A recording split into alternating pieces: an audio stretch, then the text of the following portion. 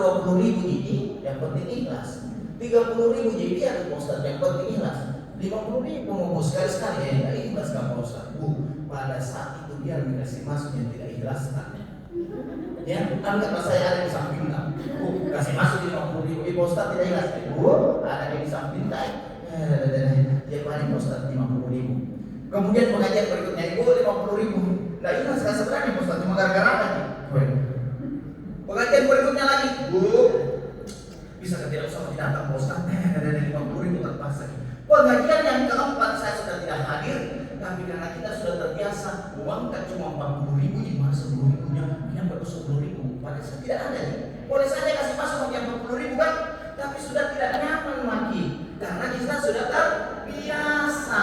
Allah bisa karena biasa.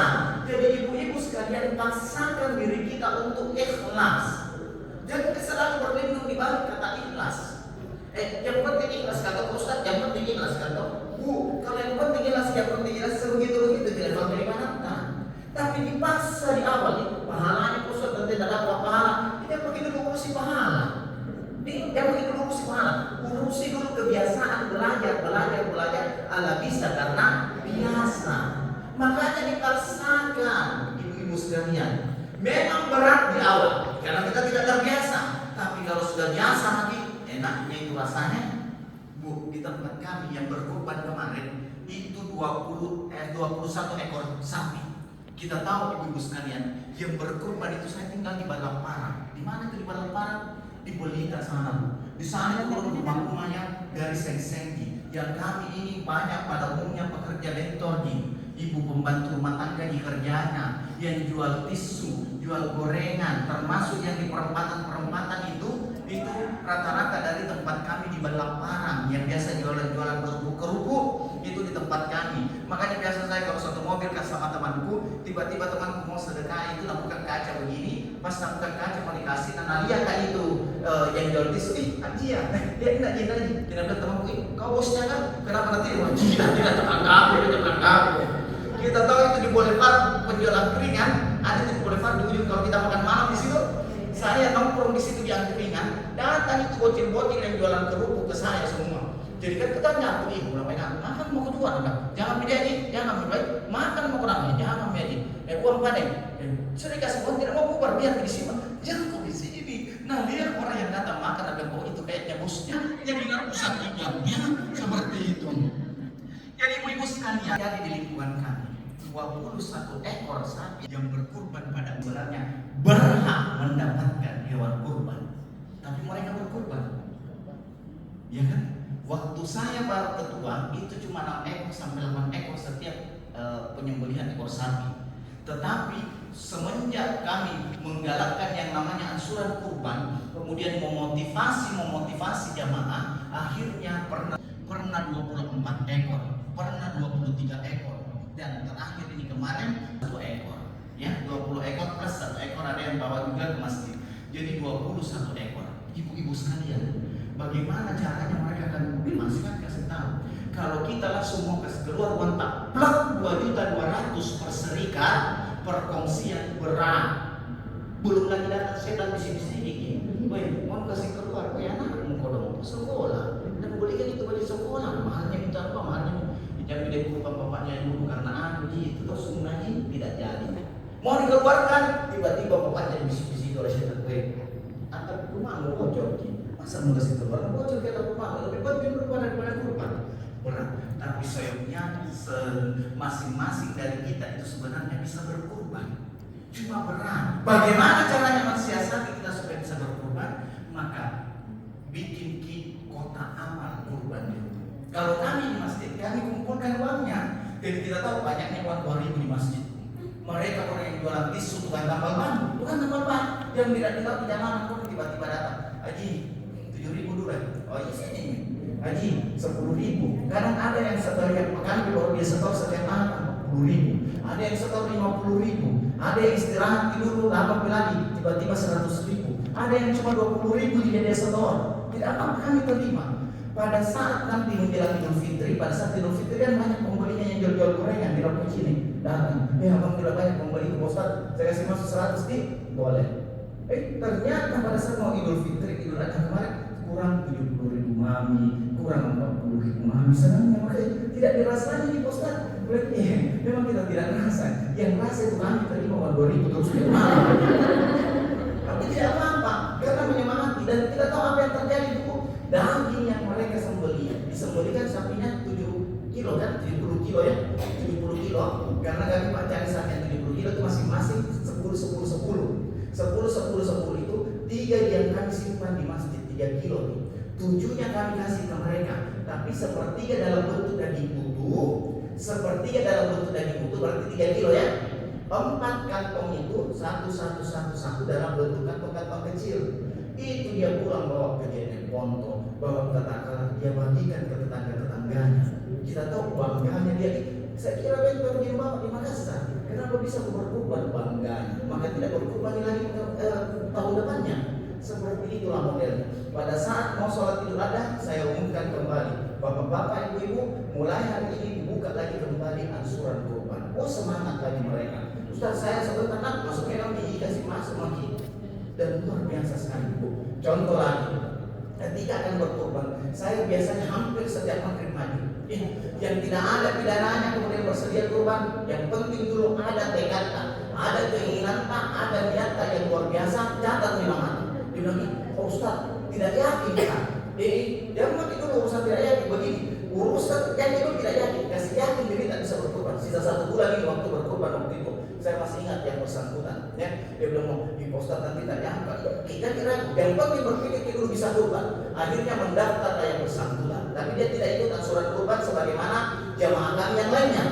Terus apa yang terjadi, ibu-ibu sekalian? Dia ikut. H-3 daripada pelaksanaan Idul Kurban tidak terkumpul di uangnya. Sempat dia datang. Kayak takut-takut kan cari kamar di pengganti 3 hari mami ini. Nah mati dia kalau tidak ada banyak mati dulu masih 3 hari. Oh, kita tahu nyawa lagi. Saya sementara mau corona kalau mau dicabut sama Allah dicabut nyawa saat ini. Demikian yakin dulu. Yakin ya Allah bantu kan? Bantu kita. Yakin. Ya sudah berdoa bisa aja dulu terus. Berdoa lagi bersangkutan. H-2 itu domba-domba yang bersangkutan. Bapak lihat ya. Tapi saya tahu dia tidak bicara, saya tidak bicara. Selesai sholat, bapak tahu ini ketawa, dia ketawa, bapak tahu ini ketawanya. Ansuran kurban, ya seperti itu. Tapi saya sama-sama ketawa. H-1 apa yang terjadi? Ada yang panggil kerja servis tabung airnya, karena beliau kerja di servis begitu. Dia bilang kita tahu waktu itu masih 1.750.000 ukuran sapi, serikatnya per orang. Dia pergi perbaiki nilainya itu memperbaiki itu galon hanya 1 juta. Kita tahu dikasih sama yang bersangkutan bekerja berapa nilainya dikasih? 1.750.000. Tapi banyaknya kan? Biar nih 7,5 ambil mah di persiapan lebaran. Langsung dia kaget. Persis jumlah uang 1.750.000 yang harus dia setor di masjid. Nilai ansuran. Kita tahu itu datang dengan gembiranya sambil sedih. Dia tidak usah tanya. Biasa kalau ada kasih tips dikasih 100.000, paling banyak 150.000. Kalau sudah bekerja kan orang servis barang-barangnya, tabung airnya. Ini Pak Ustaz saya kerja hanya biayanya 1 juta dikasih tipsnya 750.000. Dengan kata orang itu bahwa makin pulang untuk lebaran. Masya Allah persis nilai ansuran yang seharusnya dibayar. Maha kuasa Allah, ya kan? Jadi kita tidak ada yang tahu ibu-ibu. Ini nih yang kita selalu membaca soal ikhlas. Selalu pakai ikhlas. Pagi dia diambak, dulu sebentar lagi dia lagi ditemui. Maghrib dia bisa dengan ikhlas. Aisyah sebentar dia lagi diambak, al-ikhlas terus. Allahus Samad, hanya apalah tempatku bergantung. Tapi masih ada kata-kata, tapi nanti baik itu dia begini. Belum tentu kan begitu, karena begini, dia begini. Berarti masih ada keraguan dalam diri kita. Maka ketika kita sudah gantungkan segala sesuatunya pada Allah, yang lebih pada Allah. Jadi kembali lagi, sedekah itu adalah investasi yang kita lakukan di dunia untuk kehidupan kita di akhirat. Tidak ada ruginya. Maka tidak ada orang yang bersedekah itu, tidak ada orang yang bersedekah lalu miskin, lalu semakin menurun usahanya. Karena apa? Karena sedekah ini yang akan menjadi ladang. Begini ceritanya. Yang mau dulu saya. Ada 2 sedekah ya, sedekah wajib dan sedekah sunnah infak. Ya, sedekah wajib itu Ayo, sedekah wajib itu yang mana? Zakat. Qad aflaha man zakkaha. Sungguh beruntunglah orang-orang yang senantiasa membersihkan diri. Makanya zakat itu disebut dengan pembersih. Tainya harta. Begini mau ceritanya.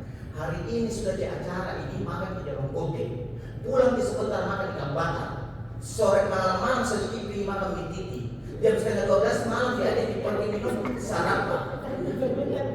Nah sebentar mie titi, masya Allah. Kalau begitu sebentar ada kapan pergi juga jadi mie titi. Setengah 12 malam kita dengan jalan kota juga. Masya Allah. Jadi alhamdulillah. Nah ada yang bocor itu nggak ada juga. Jadi betul mie titi sebentar. Masya Allah, alhamdulillah. Setengah 12 malam kita pergi makan lagi sarapan, minum sarapan, makan pisang goreng dan sebagainya. Lalu besoknya kita tidak membuang, kita biarkan di dalam perut. Enak tidak? Enak tidak? Gelisah. Apa yang terjadi kalau dia tidak keluar? Dia akan menjadi penyakit. Dia akan cari jalan yang keluar karena kita tidak mau keluarkan. Mohon maaf, larilah mengganggu lambung, larilah mengganggu usus, larilah mengganggu empedu, mengganggu organ-organ tubuh lainnya karena seharusnya keluar kita tidak keluarkan. Kenapa kita tidak buang? Nah, kakak puasa sebenarnya sekali itu berdiri kemarin. Masa buang itu yang Korea Sulawesi. Maka kayak Korea Sulawesi, maka lagi dalam kota, kalau dalam kota jelasin orang yang satu biji harganya haji 9.000 harganya. Bisa tidak buang, tidak merasa buang itu tidak tega sekali kan. Jadi tidak mau buang Pak Ustaz. Maka ketika tidak dibuang dia akan cari jalan yang keluar. Seperti itulah harta. Ketika ada di rumah seharusnya dikeluarkan sedekahnya, zakatnya, lalu kita tidak keluarkan.